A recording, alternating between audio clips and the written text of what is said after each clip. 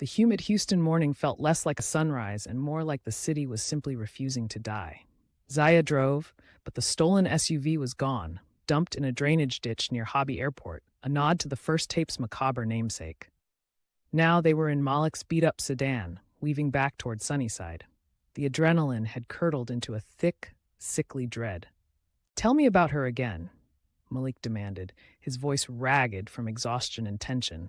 He hadn't slept, instead obsessively monitoring the message boards for Sledge's counterattack.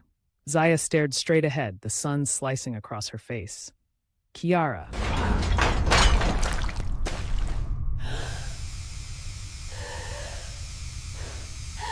"She's 16, scared of thunderstorms and loves those old black and white westerns. She's too smart for me, too good for Deacon's shadow. I told her I was going to do this, that I was going to stop him. And she bought it? She's a teenager, Malik. She trusts me because I'm all she has. She thinks I'm fixing things." Zaya's hand tightened on the wheel. "If Sledge touches one hair on her head, I will stop the clock, walk into the nearest precinct, and give them everything. I swear to God." Malik reached over and grabbed her hand, squeezing with painful force. "We won, Zia. We bought time. We are getting her back. But we need the archive. We need to go get the damn tapes right now." They pulled up 2 blocks from the derelict community center on Cullen Boulevard, where Zia had stashed the duffel bag. The center was closed, abandoned years ago after a fire, but the back loading dock was shielded by thick magnolia trees and a 6-foot chain-link fence. "I used the old HVAC exhaust vent," Zia explained, pointing to a rusted grate near the ground. "Deacon always said the best place to hide is where no one bothers to look twice."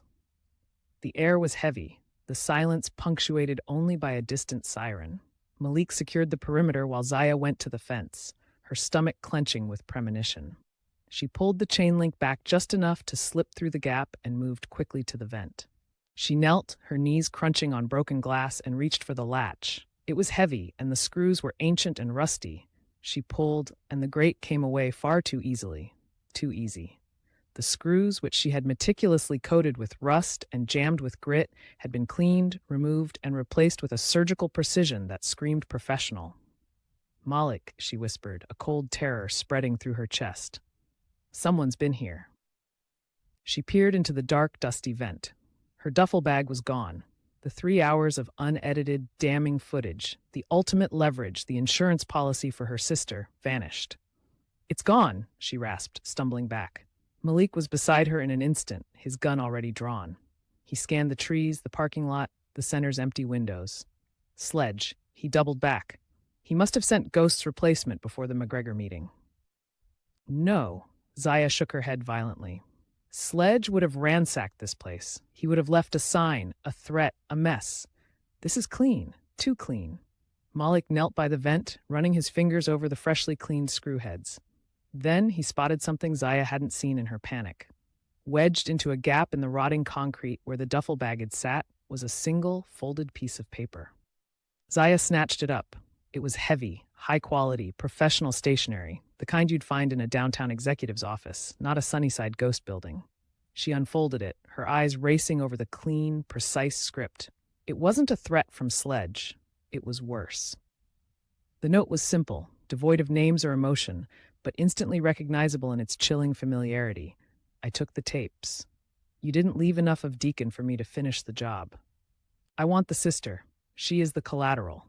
The key is still locked in the attic, 45 and 18. Zia gasped, dropping the paper as if it were burning her. Malik grabbed it. "What is 4518? He demanded, looking at the number. "A safe house? Another ledger?"